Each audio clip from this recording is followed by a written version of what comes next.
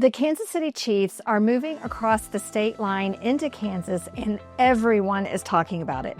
Whether you're excited about the announcement, indifferent, or against the idea, it isn't just a stadium conversation, it's a regional economic shift. So today, we're breaking down what this move could mean for Kansas, Wyandotte County, and local real estate. Instead of guessing, we will take a look at what's happened in other NFL cities based on research and how that applies to Kansas and Wyandotte County specifically. Hi, if you're new here, I'm Katie Payne with Payne Homes. I help buyers and sellers across both Kansas and Missouri in areas like Kansas City, Wyandotte County, Johnson County, Platte County, and Fort Leavenworth. Today, we're talking about what the Chiefs' move to Kansas could realistically mean for homeowners, buyers, and the broader market. My goal today is to separate real data from stadium hype. This isn't just about building a new NFL stadium. For Kansas, landing the Chiefs means the NFL's most successful franchise will now call Kansas home. How much of a difference this makes remains to be seen, as half the country is just now realizing the Kansas City Chiefs have been in Missouri, not Kansas. A long-term anchor institution crosses the state line and gives national visibility that Kansas hasn't had at this scale before. From a branding and economic standpoint, this is a huge win for Kansas, especially Wyandotte County. But what can we expect long-term? Let's ground this in data. A new NFL stadium does not automatically raise home values across an entire city or region. Decades of research on NFL stadiums show stadiums do not create metro-wide housing booms. Any real estate impact is usually localized, and depreciation depends heavily on what's built around the stadium.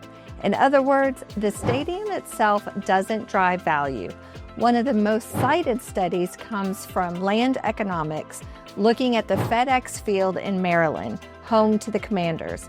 A broader study using U.S. Census block group data across multiple cities found something similar. Housing values tend to be slightly higher, closer to professional sports facilities, and the effect declines quickly with distance. This confirms a pattern economists call distance decay. The further you are, the less impact you feel. A more recent study looked at the Raiders relocating to Las Vegas and the construction of Allegiant Stadium. Researchers found home prices closer to the stadium rose around the announcement, but those effects faded after the stadium opened. There was no large, lasting metro-wide price boost.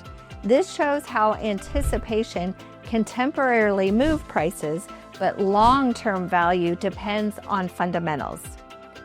So, what happens when a team leaves an area? This part matters for the Missouri side.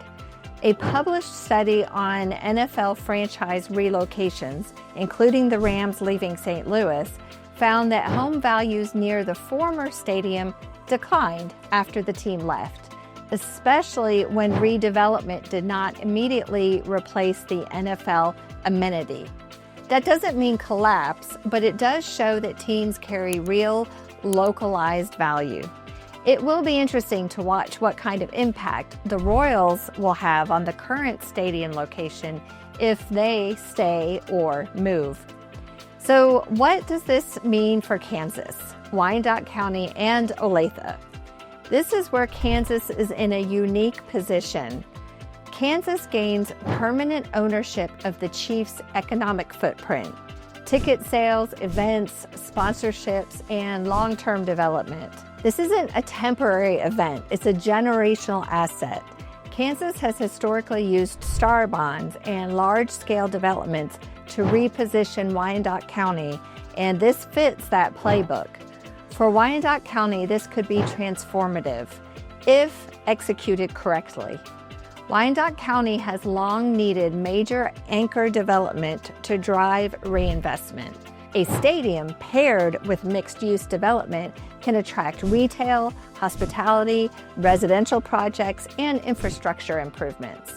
Published research shows these combined developments, not stadiums alone, are what create lasting local real estate impact.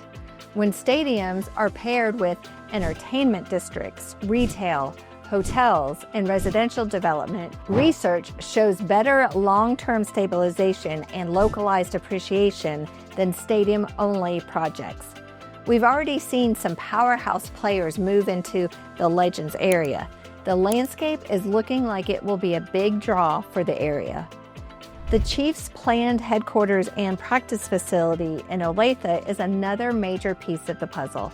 Unlike a stadium used 10 or 12 times per year, headquarters bring daily economic activity. These facilities support jobs, medical partnerships, training staff, and a long-term employment. Historically, team headquarters tend to have more stable, predictable, local economic influence than stadiums alone. So what's the bottom line for buyers and sellers? Here's the realistic takeaway for Kansas and Wyandotte County. This move is a huge win for Kansas's visibility and long-term positioning. Wyandotte County stands to benefit the most if mixed-use development follows. Real estate impact will be localized, not metro-wide. Long-term value depends on execution, infrastructure, and follow-through. With a projected completion by the 2031 season, this is a $3 billion marathon, not a sprint. If you're considering buying or selling in Wyandotte County, Johnson County, or anywhere in the KC Metro, I'm happy to talk through what this could mean for your specific neighborhood using data, not hype. Like, subscribe, and drop your questions or comments below. Thanks for watching. I'm Katie Payne with Katie Payne Homes, and I'll see you soon.